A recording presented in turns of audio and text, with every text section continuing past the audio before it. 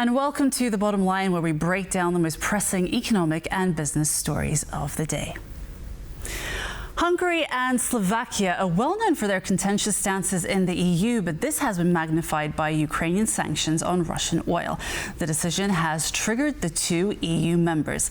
Let's talk to Szymon Kardaś, Senior Policy Fellow from the European Council of Foreign Relations, to find out more. Good afternoon, and thank you very much for joining us today. Good afternoon. So oil and energy, a bone of contention in the EU. Hungary and Slovakia claim that they are being blackmailed by the EU, but putting diplomatic frustrations aside, why haven't the two countries diversified? Well, in case of Hungary, it's a matter of lack of political will. Because actually, I mean, if we talk about the dependence on Russian oil, Hungary is able to find an alternative sources of crude oil supplies, I mean, due to infrastructure that it's already on the ground. Secondly, I mean, if we look at the energy policy that is pursued by the Hungarian government for many years, I mean, it was very pro-Russian. It's not only about crude oil, but it's also about the deals that are still in force in terms of natural gas supplies. They are developing a joint nuclear projects with the Russian company Rosatom. So basically, in case of Hungary, I mean, the answer is very simple. It's lack of political will, I mean, to find alternative sources of supply. In terms of Slovakia, it's a bit different, but I mean, considering the current government, which is also, let's say, well, I wouldn't say pro-Russian, but let's say more willing to take into account Russian considerations, especially when it comes to the current conflict with Ukraine, I mean, it's also partly a matter of political issues. Okay, and moving on to Poland now. We know that Poland no longer is dependent on Russian energy, but the Hungarian foreign minister criticized Poland this weekend of hypocrisy. But Poland has indeed weaned itself off Russian energy, correct? Yeah, I mean, when it comes to coal and natural gas, we do not import both of those commodities since 2022. And in terms of natural gas, we were actually preparing for that moment for many years. And when it comes to crude oil supplies, we stopped importing Russian crude oil in February 2023.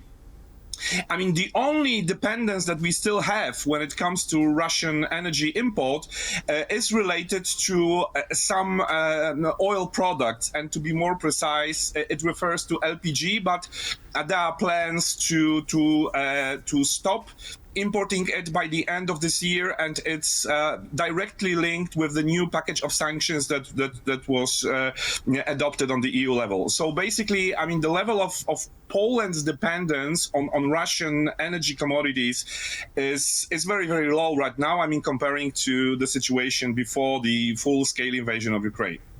Okay, I'd like to talk about nuclear energy because this is quite high on Poland's priority list. So the program is making strides, the infrastructure is in place, and green energy demands are on the rise. Can we expect that second plant that is, the original date is 2040? Do you think that it is realistic that perhaps it can be put in place in advance of that date? Because we understand that nuclear energy is actually quite urgent when it comes to Polish energy demands. Yeah. Well, to be absolutely frank, it's difficult to assess because we do not have nuclear energy in our energy mix. I mean, we are still waiting for the construction of the first large-scale nuclear power plant. So, I mean, it's very difficult to predict, to make some projections. I mean, regarding the second project. I think that we should focus on on the implementation of this first project that is planned to be developed together with our American partners, and of course, I mean, hold some talks and make maybe some preparation works regarding other projects. But I mean, it would be good if Polish government and all the companies involved are focused on this one project, because I mean, we've been discussing issues related to nuclear energy for decades, well, and we are still waiting for the nuclear power plant. So, yeah. I asked about the second plant because the understanding is that first power plant, the plans are in place, the infrastructure is in place, and in order to wean Poland off coal, that nuclear energy is absolutely crucial. Yeah, but I mean, as I said, the first project, I mean, we didn't start the construction, and we know that there are delays. Initially, it was announced that this first nuclear block would be commissioned in 2033. Now we know that, well, there is at least 2-year delay. So and the construction has not started yet. So yeah, I mean, it's of course it's important that some other projects are also being considered and discussed. But I mean, let's focus on the first one, and let's put all the effort, I mean, to implement the first one in order to be sure that nuclear energy is part of Poland's energy mix in the next decade, because we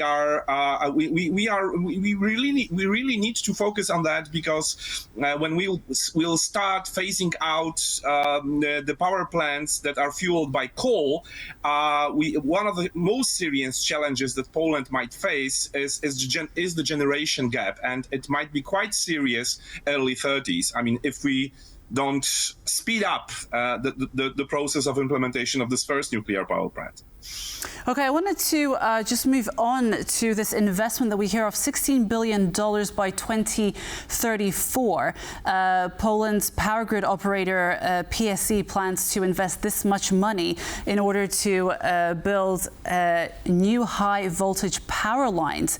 And this is crucial in order to connect that planned renewable and nuclear capacity. How much do we need in order to invest into that power grid and make it renewable energy friendly, because that is absolutely key?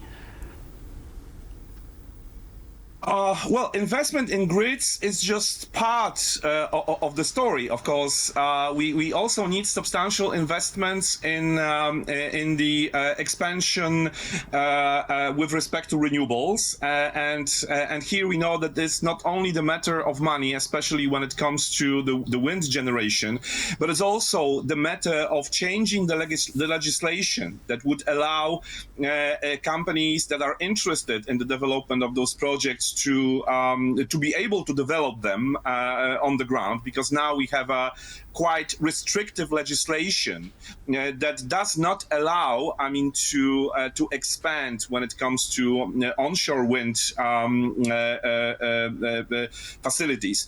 So it's not just a matter of money; it's also the matter of legislation, and it's not only the matter of grids, but it's also the matter of the generation capacities. And well, and the amount of money that you mentioned that is planned to be spent by the Polish company that is dealing with that type of investment, well, I would say that it would probably not be sufficient. I mean, considering the needs of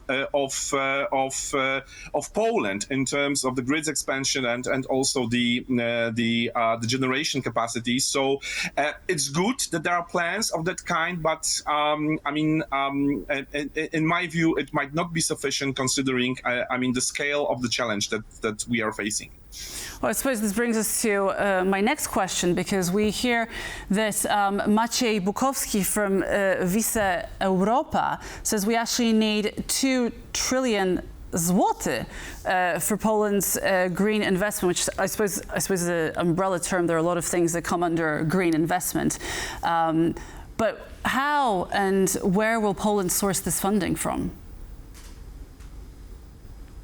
Yeah, I mean this is a very good question, and of course, I mean there is at least by now there is no clear answer from the governmental side. First of all, we are still waiting for the update of the Poland's energy policy up to 2040, which is the name of the key strategic document that is in force in Poland when it comes to energy policies. I mean, we were promised by the previous government to be given that kind of update, but then we had the general elections and the new government, I mean, promised us to give us their update, but we are still waiting for it.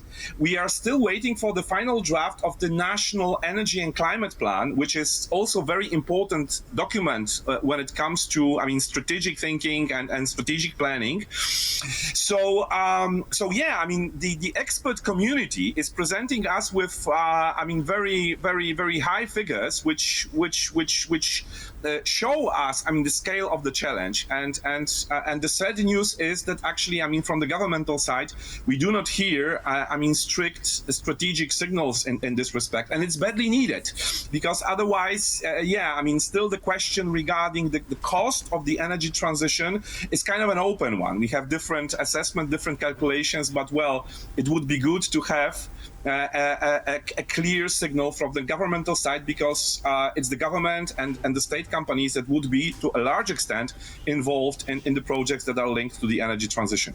Okay, thank you very much. It's been a pleasure speaking to you. Thank you very much for joining us today. Thank you very much for the invitation. Thank you. That was Szymon Kardaś, Senior Policy Fellow from the European Council of Foreign Relations on The Bottom Line.